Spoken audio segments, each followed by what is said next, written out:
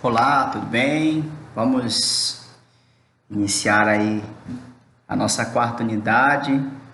Vamos falar sobre a Europa, aspectos naturais e essa essa aula ela vai estar dividida em três partes, tá? Então agora é a aula 1 e posteriormente vamos falar sobre o clima da Europa e encerrando falando sobre a vegetação da Europa. É importante prestar atenção que no final da terceira aula eu passei algumas informações importantes, né, para vocês executarem. Então, que todos estejam atentos à explicação, né, atentos à explicação e qualquer dúvida vocês podem me procurar no PV, tá? Localização geográfica do continente europeu, vamos aqui caracterizar alguns pontos importantes. Primeiramente, a Europa, ela possui uma área de 10.526.322 quilômetros quadrados. Sobre os limites territoriais da Europa, ao sul, ela faz fronteira com o mar Mediterrâneo, ao norte com o Oceano Glacial, a leste com o continente asiático e a oeste com o Oceano Atlântico. Ela está localizada totalmente no hemisfério norte, ou seja, acima da linha do Equador. Portanto, a zona do qual o continente europeu está inserido é a zona temperada. É importante observar que a zona temperada está localizada entre o Trópico de Câncer e o Círculo Polar Ártico. Um outro ponto importante é que a Europa ela possui um grande conjunto de terras emersas, conhecido como Eurásia. Então, se não fosse essa separação política, né, da Europa de um lado e do continente asiático de outro, se fosse apenas um só continente, seria chamado de Eurásia, né, que é justamente a parte que está localizada no continente asiático. Sobre os aspectos físicos geográficos da Europa, ela possui uma península do continente asiático, tá? Nós podemos observar aí esse mapa ele te dá detalhes especificamente, principalmente dos países, né, da Europa, pegando um pouco ali do continente asiático também, né, a chamada Rússia Europeia, porque temos de um lado a Rússia europeia e do outro lado a Rússia asiática. Então percebam aí, né, os países da Europa, bem como a localização geográfica de cada um, né? Tem muitas ilhas, tem muitas penínsulas, né? Aproximadamente 5 penínsulas tem o continente europeu. Porém, sobre o ponto de vista histórico e social, como vocês podem observar aí no slide, a Europa é considerada um continente, pois seus territórios foram e são o centro dos movimentos políticos, sociais, culturais e econômicos de grande importância para o mundo ocidental. Não é à toa, né, que a Europa é considerada o berço da civilização ocidental, porque foi justamente na Europa que surgiram, né, os grandes filósofos, surgiram as escolas, né, a política, a democracia. Por isso que a Europa é considerada como o berço da civilização ocidental. Então nós podemos observar aí também, né, que o continente europeu ele é recortado, ele tem inúmeras ilhas, é formado por mares interiores, tem penínsulas, tem golfos e assim sucessivamente. Tem áreas elevadas e áreas baixas também. A geologia e geomorfologia do continente europeu, nós podemos observar que o relevo da Europa está dividido basicamente em 3 grandes conjuntos. Aí nós temos as cadeias montanhosas, né, nesse caso recentes, os planaltos e as planícies. Esse mapa, ele te dá, apesar da imagem não estar tão boa, ele te dá uma noção mais ou menos de como é o relevo em relação à sua geologia e geomorfologia, tá? Percebe que nós temos aí as áreas de vulcões, porque é importante frisar que tem algumas áreas que apresentam uma instabilidade geológica, ou seja, ocorrem terremotos, ocorrem vulcões ativos, né? Nós temos as chamadas falhas tectônicas, nós temos os dobramentos recentes, nós temos os escudos e maciços antigos, nós temos as planícies e bacias sedimentares. Basta você olhar o mapa e a legenda para identificar cada uma dessas características em relação à sua geologia, em relação à sua geomorfologia também. Sobre as cadeias montanhosas, elas são encontradas na porção do sul do continente europeu. É uma região instável geologicamente, né? Porque ela está entre as placas tectônicas euroasiática e a placa africana, e a pressão dessas duas placas tectônicas, elas provocaram a formação desses dobramentos modernos. Só para lembrar que os dobramentos modernos são cadeias montanhosas que se formaram recentemente e têm a média de aproximadamente 60 milhões de anos.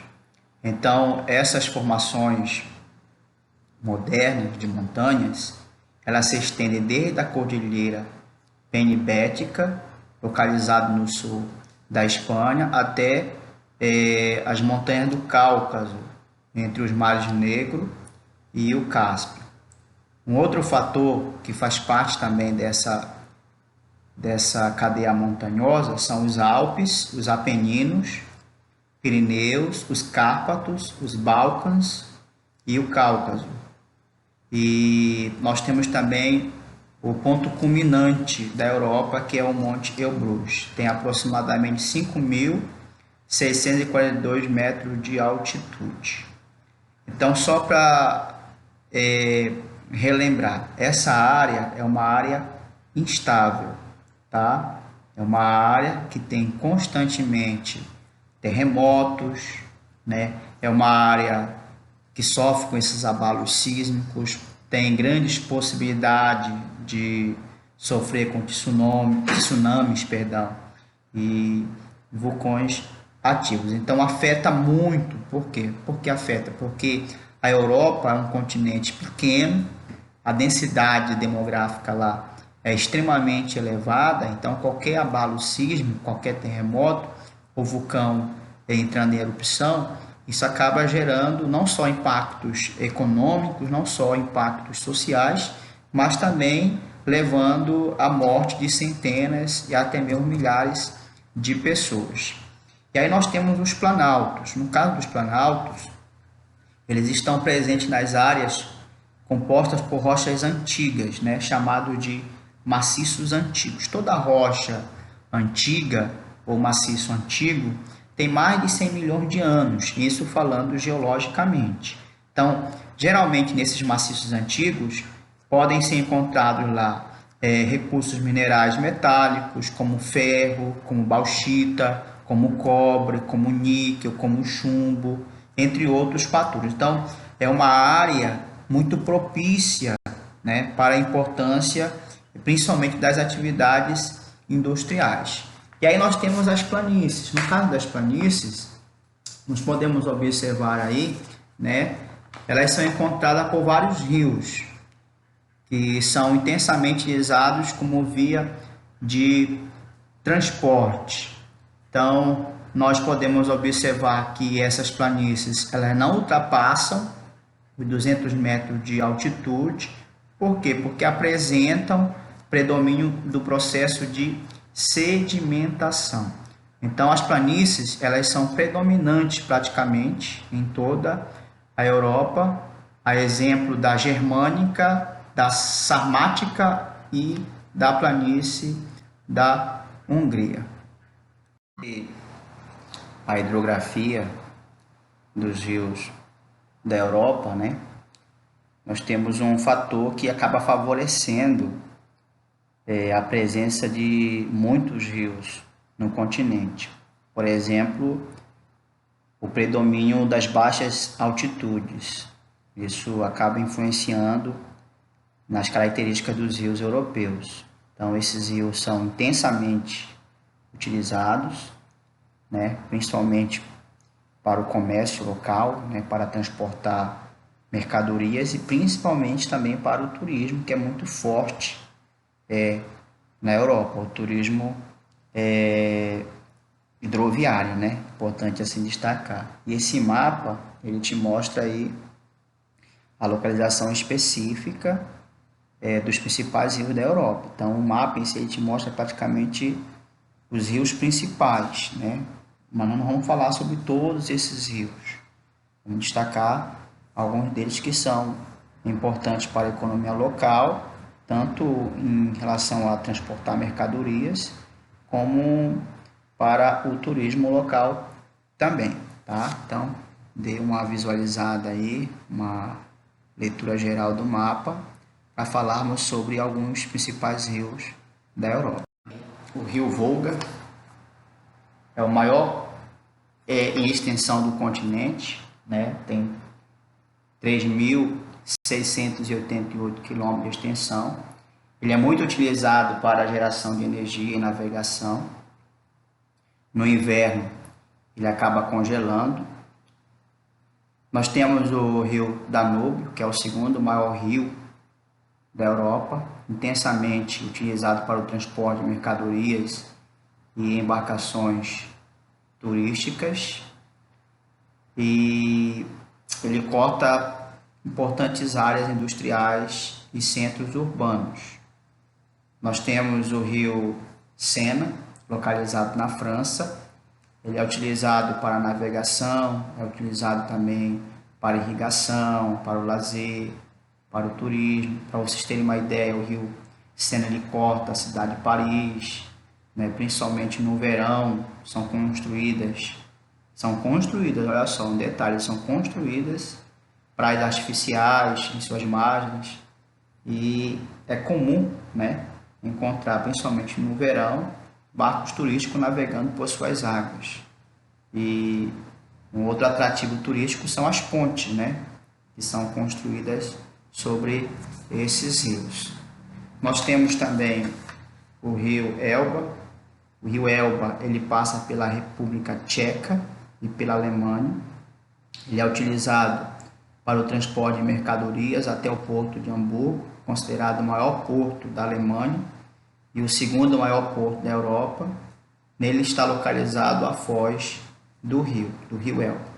O rio Reno tem suas nascentes na Suíça. Ele passa por importantes regiões industrializadas do continente, a exemplo da França, da Alemanha e da Holanda, e são também utilizados aí para o transporte de mercadorias até o porto de Roterdã, maior porto da Europa, na Holanda. Nós temos o rio Loire, um dos principais rios da França, é utilizado para irrigação de áreas produtoras de frutas, legumes e vinho. Nós temos também o rio Tâmisa, né, o principal rio da Inglaterra, praticamente corta toda a cidade de Londres. Ele é muito utilizado hoje para o lazer. Lá acontece, né, praticamente todos os anos o tradicional campeonato de remo.